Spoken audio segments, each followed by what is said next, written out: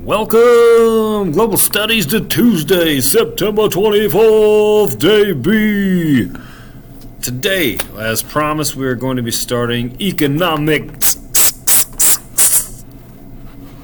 Sorry, that's my cruel attempt at making some beats. All right, today we got to make sure, folks, tonight at midnight, the Constitution Day Hyperdoc is due. You need to fill out the 5 important aspects of the First Amendment, the rights they afford us, and also how you use them. The other sections will be extra credit, so make sure you do those, and I will afford you some extra credit for the credit that you do that is extra. All right. Secondly, we are going to get into our economic slides and our note sheet. So, let's get to our economic slides first. Basics here.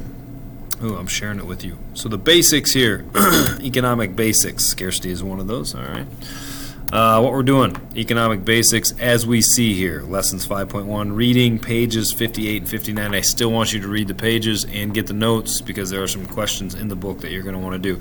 I want you to look at these slides with a partner so that you can ask each other the questions that are in the yellow. So follow along with me, do it on your own, whatever. I'm going to go through them right now so you can check them out. Otherwise, turn me off after I give these next directions.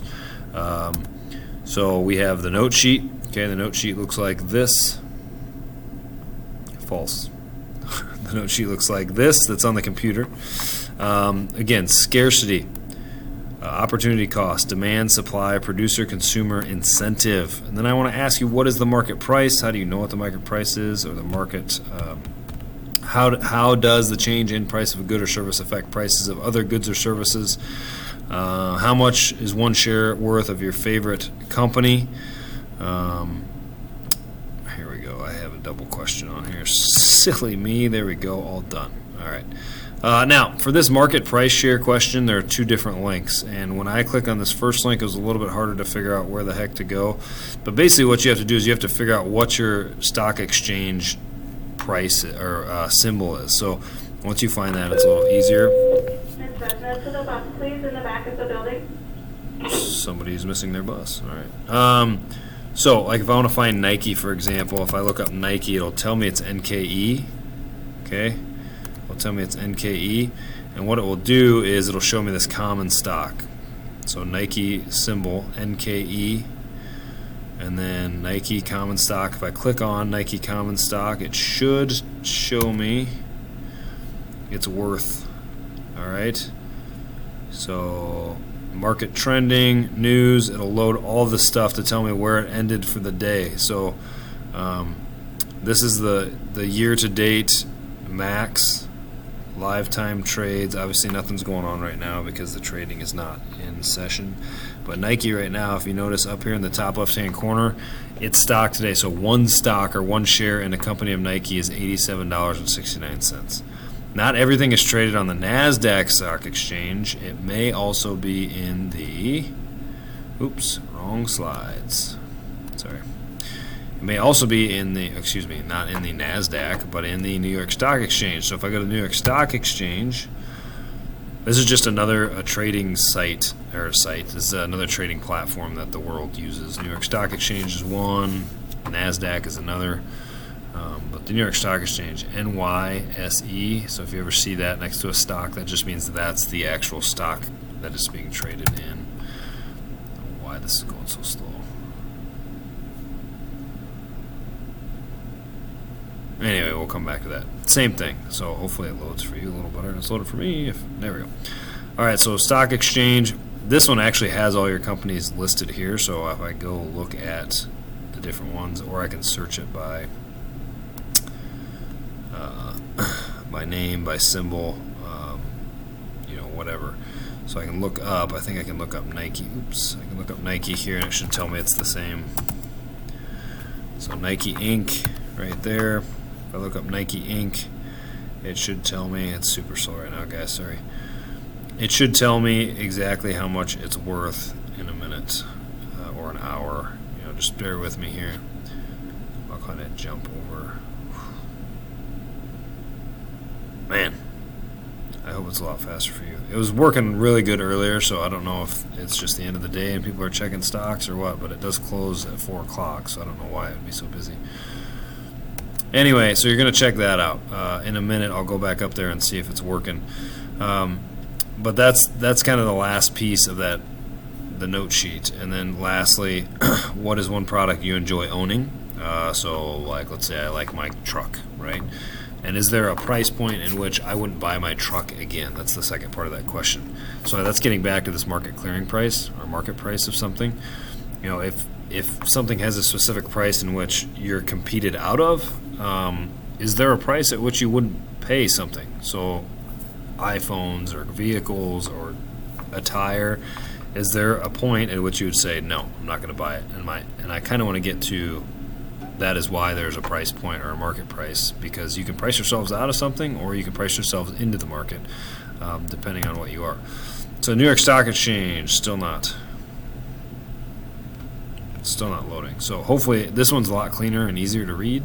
So this one's more fun to look at, but obviously we can't look at it if it doesn't load. So once you do this, okay, I'll have a turn-in online in Canvas that you can turn these notes into for me, please.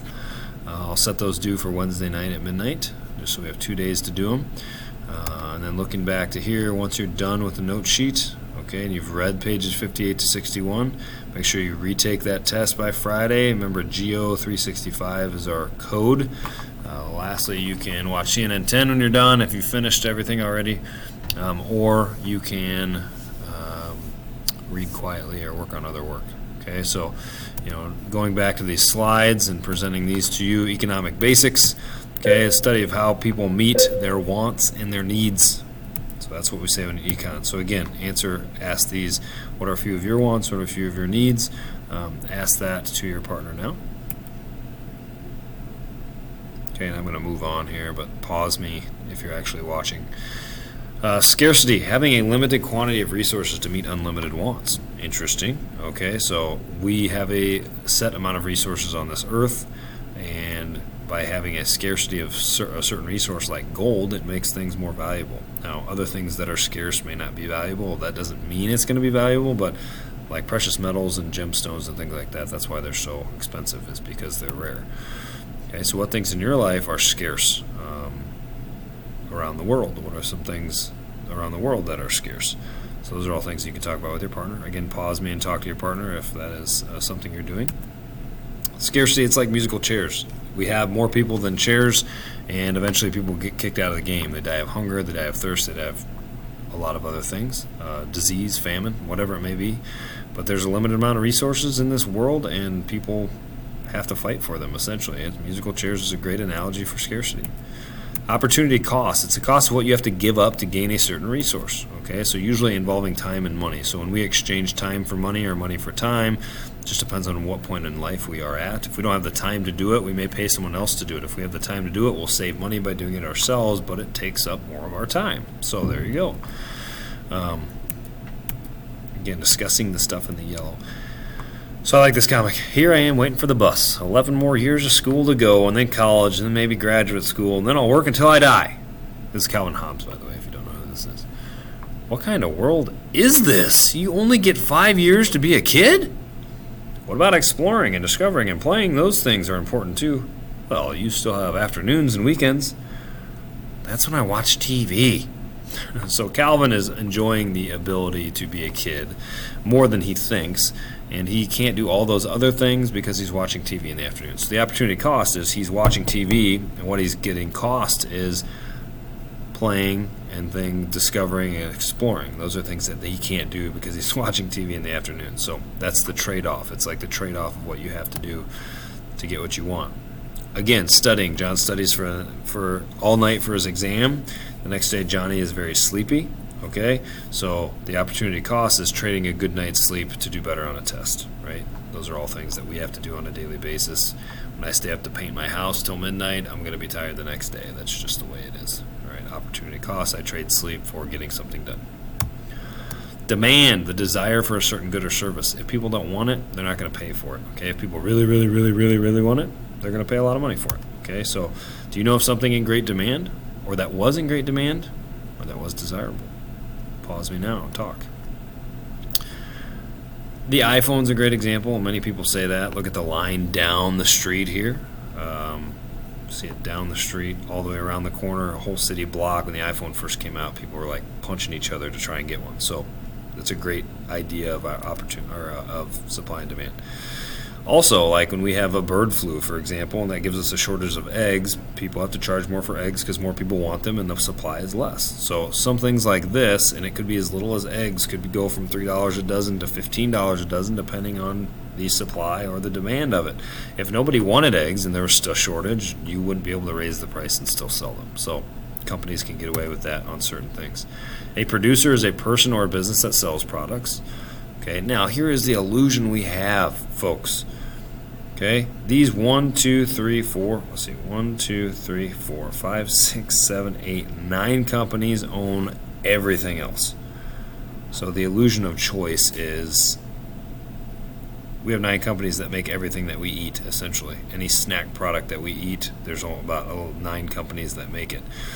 So you think, oh, I'm going to support Taco Bell, but really you go back and PepsiCo owns Taco Bell. So the money you give Taco Bell really goes all the way back to PepsiCo. Okay? I mean, look at all the products that we enjoy come from a select few companies. And I just want to make sure that you understand that, because this is capitalism in essence. They buy up the smaller, weaker ones, they keep the name brand, and they produce it the way that they want it to be produced. So a consumer, people are businesses that buy or consume products. All right, so you're a consumer. You buy stuff. You consume stuff. You eat stuff. You pay for stuff at the store. Most of us are consumers. Incentive. That is, what motivation or encouragement do they give you to buy the product? Does it make your life easier? Does it make your life better? Is it more enjoyable? Okay, so what is the incentive for this product to be on your shelf? Okay. Money. Producers want to make more of it and make more products. Consumer wants to save it so that they tend to look for lower prices. Okay, so what you need to do next, and you don't need a 3-ring binder, just put it in your notebook. Sorry, I forgot to change that. But read pages 58 to 59, and also include the assessment questions, which are embedded in your questioning anyway in the note sheet that I just showed you. So make sure the note sheets follow, but I do want you to read this with a partner or yourself, 58 and 59. Do that. We're good. We're square. Have a great day. Thank you for being patient while I've been gone so much lately in this month of September. It's been crazy. It's been fun. It's been, crazy fun, right?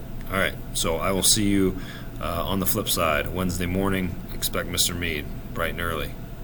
I'll show up at 8:30, 8:15, leave at 4:15. You know the drill. Email me if you have questions, and have a great day, Northwest.